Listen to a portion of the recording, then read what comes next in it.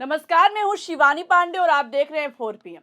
दोस्तों, बंगाल में भाजपा को भले ही बहुमत मिल गया है, लेकिन मोदी के चाणक्य साहब इतनी आसानी से अपना मुख्यमंत्री नहीं बना पाएंगे। पंगा ममता बनर्जी से हुआ है।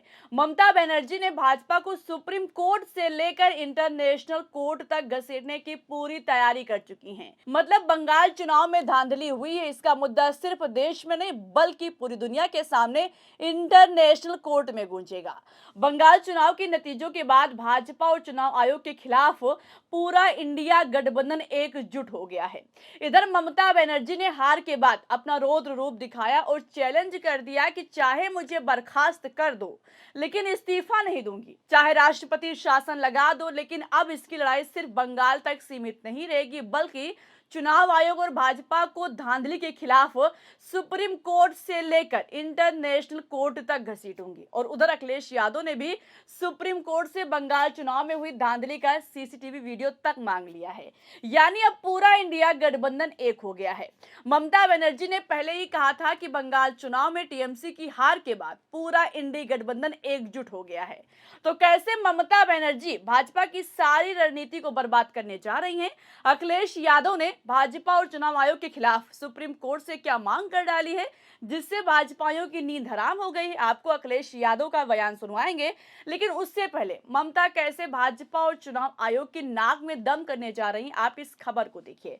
लिखा हुआ है कि इस्तीफा नहीं दूंगी, चाहे राष्ट्रपति शासन लगा दो। हार के बाद ममता बनर्जी का रौद्र रूप, कहा सुप्रीम कोर्ट से इंटरनेशनल कोर्ट तक जाएगी टीएमसी। मतलब ऐसा लग रहा है कि ममता बनर्जी ने कसम खा ली है कि आसानी से भाजपा को बंगाल की सत्ता पर राज नहीं करने देंगी। देश के इतिहास में ऐसा शायद पहली बार हो रहा है जब किसी राज्य की सिटिंग मुख्यमंत्री चुनाव हारने के बाद इस तरह जिद पर अड़ी हैं। ममता का आरोप है कि मैं इस्तीफा इसलिए नहीं दे रही हूं क्योंकि भाजपा को जनता ने वोट नहीं दिया है बल्कि जबरन कब्जा किया गया है। 100 सीटें ऐसी हैं जिन पर धांधली हुई है और यही वजह है कि भाजपा की सीटें 200 के पार पहुंची है। ममता बनर्जी से लेकर अभिषेक बनर्जी और राहुल गांधी तक हर कोई यही कह रहा है कि बंगाल में चुनाव आयोग ने 100 सीटों पर धांधली कराकर भाजपा की सरकार बनवाई है, इसलिए ममता बनर्जी हार के बावजूद झुकने को तैयार नहीं है। इधर खबर सामने आई कि अमित शाह बंगाल का नया मुख्यमंत्री चुनने के लिए कोलकाता जा रहे हैं और उधर ममता बनर्जी ने अपने जीते हुए विधायकों के साथ अपने आवास पर तुरंत बैठक भी कर डाली। दोस्तों, इस बैठक में ममता ने साफ लहजों में कह दिया कि मैं हार मानने वालों में से नहीं हूं। बैठक के दौरान ममता बनर्जी ने हार की गलानी छोड़कर नेताओं को फिर से युद्ध स्तर पर जुटने की बात भी कही। दावा है कि भाजपा को कम से कम 100 सीटों पर धांधली करके जिताया गया है। बैठक में ईवीएम की पारदर्शिता पर भी सवाल खड़े हुए हैं। दोस्तों, साफ है कि ममता बनर्जी हार कर भी इतनी आसानी से अपनी कुर्सी छोड़ने वाली नहीं है। उनकी लड़ाई अब सीधा चुनाव आयोग से है। ममता ने कहा भी कि उनकी लड़ाई भाजपा से नहीं बल्कि चुनाव आयोग से थी। आयोग की मदद से ही जनादेश को लूटा गया है। मतलब हर तरफ से ममता तैयार दिखाई दे रही हैं। एक तरफ बंगाल में हार की वजह और धांधली की जांच टीएमसी अपनी टीम के जरिए कराने जा रही है, तो वहीं दूसरी तरफ सुप्रीम कोर्ट और इंटरनेशनल कोर्ट तक जाने की बात कहकर भाजपा की फजीहत भी करा सकती है, क्योंकि इंटरनेशनल कोर्ट में घरेलू मुद्दे पर सुनवाई नहीं होती है। मगर ममता बनर्जी ये दिखाना चाहती हैं कि वो भाजपा और चुनाव आयोग के खिलाफ जहां तक हो सकेगा लड़ाई लड़ेंगे। अगर वो गई भी तो सुनवाई भले ना हो, मगर इससे भाजपा और चुनाव आयोग की फजीहत जरूर हो सकती है। ये बात ममता बनर्जी भी जानती हैं। और तो और ममता को ये भी पता है कि बंगाल में पिछली सरकार का कार्यकाल पूरा हो चुका है, अब वहां पर नई सरकार बनना ही है। इसके लिए 9 तारीख डेट फाइनल भी हो चुकी है, लेकिन इसके बावजूद ममता आक्रामक रुख दिखा रही हैं।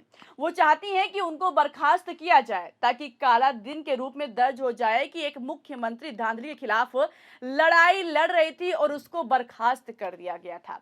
दोस्तों, इस बैठक में अभिषेक बनर्जी और ममता बनर्जी का जो तेवर था वो यही था कि वो सुप्रीम कोर्ट जाएंगे। ईवीएम को लेकर सारा डेटा, सारा दस्तावेज जो भी उनके पास है वो रखे जाएंगे। और तो और दोस्तों, ममता बनर्जी ने जो टीएमसी की लीगल टीम है उसको भी कह दिया है कि तैयार रहें और एक लंबी और बड़ी लीगल लड़ाई लड़ने के लिए। उधर अखिलेश यादव भी खुलकर इस लड़ाई में ममता बनर्जी के साथ खड़े हो गए हैं और सीधा उन्होंने सुप्रीम कोर्ट से कहा कि बंगाल चुनाव का सीसीटीवी वीडियो जारी करवाइए।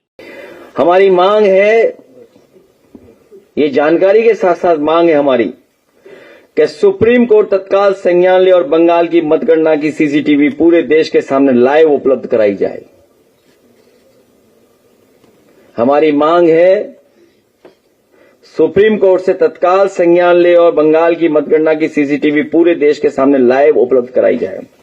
अब दोस्तों, क्या अखिलेश यादव की इस मांग पर सुप्रीम कोर्ट अमल करेगा, ये तो देखने वाली बात होगी। लेकिन इससे पहले अभिषेक बैनर्जी भी सीसीटीवी वीडियो की मांग चुनाव आयोग से कर चुके हैं।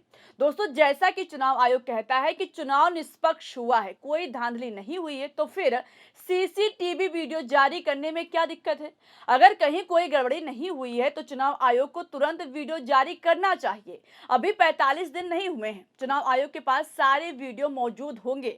सवाल उठ रहा है कि आखिर क्यों चुनाव आयोग इससे अपने कदम पीछे खींच रहा है?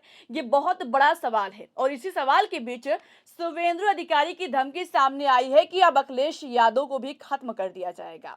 खबर देखिए, लिखा हुआ है कि राहुल गांधी और तेजस्वी यादव पहले ही खत्म हो गए, ममता बनर्जी आज खत्म हो गई, आने वाले उत्तर प्रदेश चुनाव में अखिलेश यादव भी खत्म हो जाएंगे। यानी भाजपा के टारगेट पर अब अखिलेश यादव हैं। हालांकि अखिलेश यादव के सामने भाजपा की कितनी बड़ी औकात है, 2024 के लोकसभा चुनाव में पूरे देश की जनता ने देखा। सपा के पहले 5 सांसद थे और 2024 में 37 पर पहुंच गए। तो अखिलेश यादव से लड़ाई भाजपा जितना समझ रही आसान है, उतना आसान है नहीं। बंगाल की राजनीति से उत्तर प्रदेश की सियासत बिल्कुल अलग है। भाजपा का सबसे कोर वोट बैंक सवर्ण समाज भी शंकराचार्य और यूजीसी कानून की वजह से लगभग अलग हो चुका है। देखना होगा कि क्या सुप्रीम कोर्ट अखिलेश यादव की मांग को सुनेगा और चुनाव आयोग अपने ऊपर लगे आरोपों को गलत साबित करने के लिए सीसीटीवी वीडियो जारी करेगा। ममता बनर्जी का अगला कदम क्या होगा? आपकी इस पर क्या राय है? अपनी राय बताइएगा। और क्या अखिलेश यादव से भाजपा की लड़ाई इतनी आसान है? इस पर आपको क्या लगता है, बताइएगा। वीडियो को लाइक और शेयर कीजिएगा, ज्वाइन कीजिएगा और देखते रहिए 4 PM। नमस्कार।